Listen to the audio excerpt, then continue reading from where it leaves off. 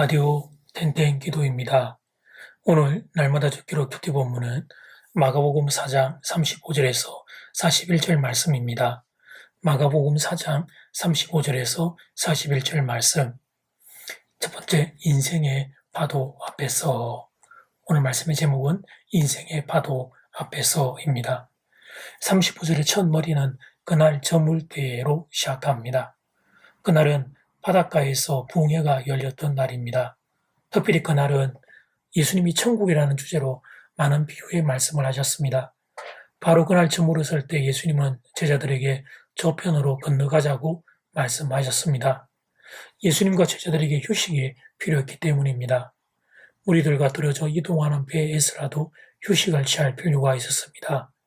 그리고 바다 건너편에 또 주님 만날 사람이 있기도 했습니다.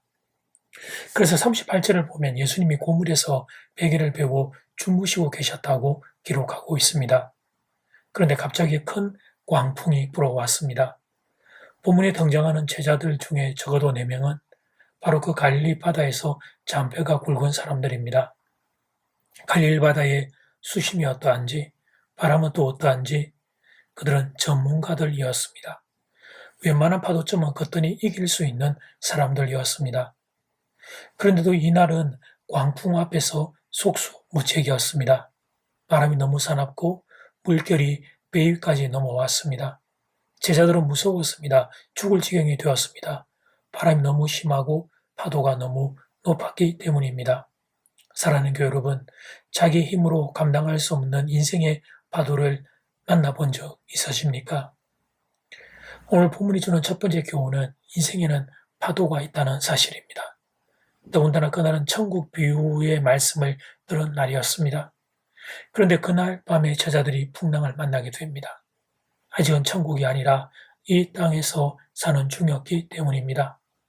이 땅에 사는 중에는 예기치 않은 풍랑을 만나게 됩니다. 제자들도 그렇고 우리도 그렇습니다. 우리의 경험과 전문 지식이 아무런 힘을 발휘하지 못하는 풍랑입니다. 죽음의 위협을 느끼게 하는 풍랑입니다. 이 땅을 사는 동안 인생은 풍랑을 만나게 됩니다. 그러면 그때 어떻게 해야 합니까? 오늘 본문의 제자들은 예수님을 깨웠습니다. 예수님께 도움을 요청했습니다.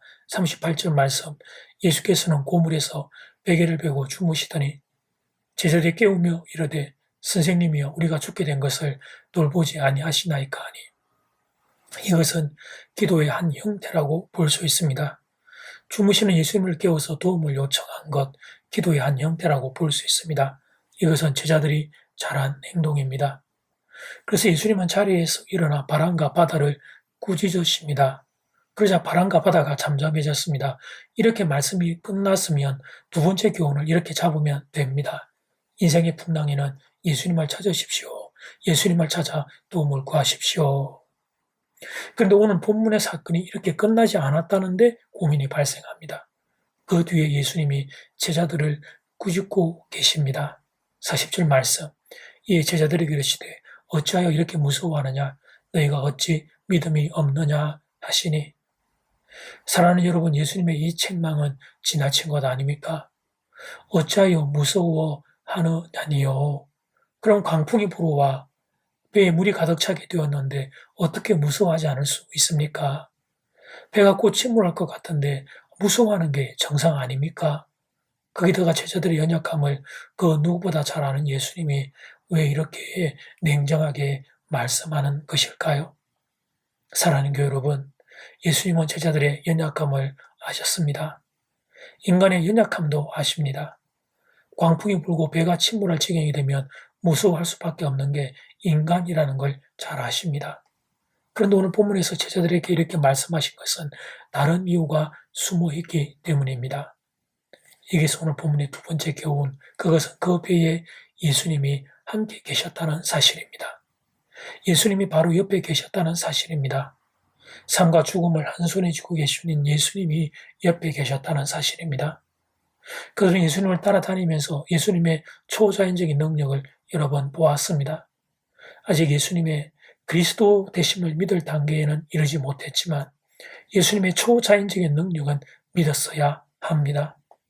예수님이 가자고 하신 길이니 그 길에 풍랑이 불어도 예수님이 해결해 주실 것을 믿어야 했습니다. 그런데 제자들에게 그 믿음이 없었습니다. 예수님이 옆에 계시지만 그 사실이 제자들에게 용기가 되지 못했습니다. 그래서 주님이 제자들에게 책망하셨던 것입니다. 너희가 어찌 믿음이 없느냐. 사랑하는 교회 여러분, 오늘 말씀은 우리에게도 주시는 도전입니다. 예수님이 옆에 계신다는 사실이 지금 내게 힘이 되고 있는지 성경이 질문하는 것입니다. 풍랑이 없으면 좋지만 죄로 오염된 세상, 죄에서 파생된 이런저런 아픔들이 우리들 인생의 풍랑을 만들어냅니다. 그때 그 풍랑 앞에서 예수님을 생각하며 버텨내고 있습니까? 풍랑은 우리에게 두려움을 만들어내지만 그러나 예수님이 함께 계시기에 그 믿음으로 두려움을 다스리고 있습니까? 어떻습니까? 여러분의 마음에는 풍랑이 더 큽니까? 예수님이 더 큽니까? 바라기는 여러분의 심령에 예수님이 더 크게 자리하기를 소원합니다. 내 삶과 죽음을 책임지실 예수님이 지금 나와 함께 계신다는 사실, 그 사실이 믿음이 되기를 소원합니다. 그 사실이 힘이 되기를 소원합니다. 그 사실이 두려움을 극복할 수 있는 용기가 되기를 소원합니다. 이제 첫 번째 기도 시간입니다. 받은 말씀과 개인 기도 제목을 가지고 함께 기도하는 시간입니다. 이 시간 다 함께 마음을 모아 주님 앞으로 나아가겠습니다.